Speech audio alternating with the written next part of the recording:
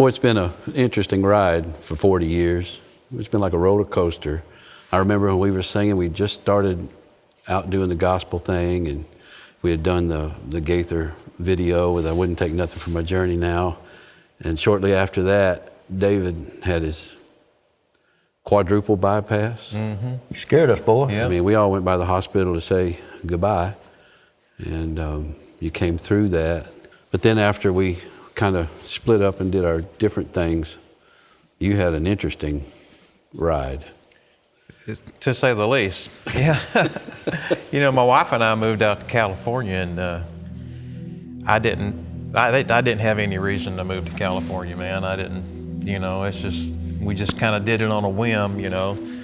And after being there less than 6 months, of course I had a cardiologist there. He was trying to take care of me, and I went in for they were going to replace the aortic valve. I remember that. And when I woke up, I remember immediately I didn't feel any different. And they said, well, you don't feel different because we couldn't do nothing. So you got to have a heart. You got to have a new heart.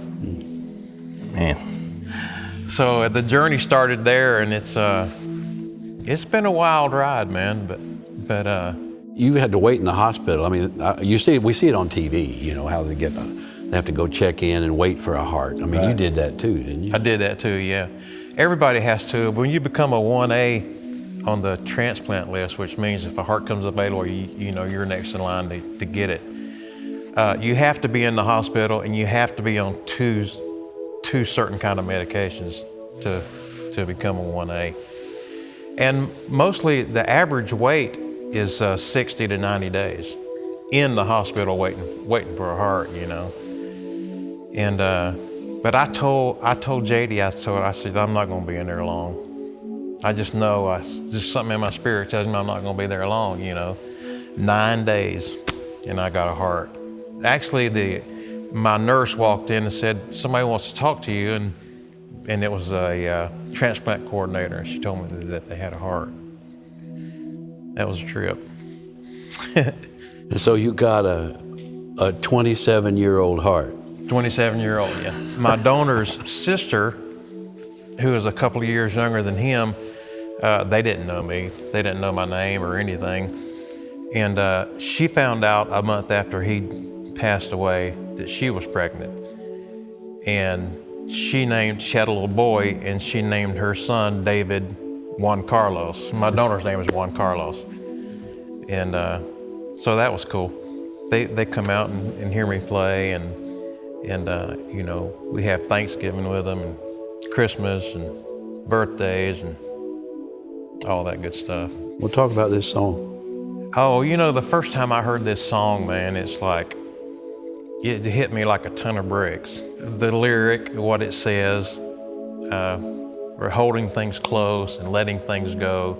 You know, that's something that you have to learn how to do. At least for me, I had to learn how to do that, because it's hard to let a lot of things go, you know. But you have to. You just have to. But the song in the first verse, when it says, "His death brought me here," they told me one day. Would not have been long had he not passed away. Ooh. And how could I know that was the start of my life? Good stuff. When I heard that, it's just, I was like, man, she wrote that for me.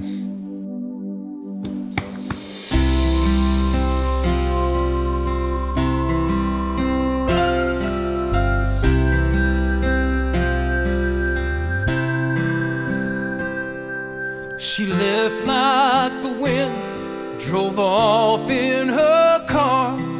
They stood in the driveway under the stars.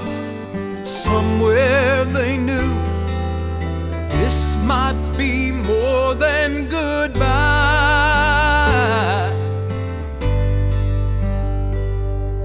His death brought me here. They told me one day would not have been long had he not passed away. How How could I know that this was the start of my life? Holding things close, letting things go. What should we cling to? It's so hard to know. So we hold to the love, the faith, the hope, 'cause everything else is on loan.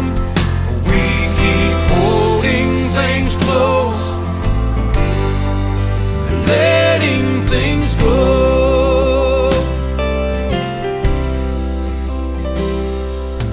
Burned by the fakes and the hypocrite's smile, he ran from the church, didn't look back for miles.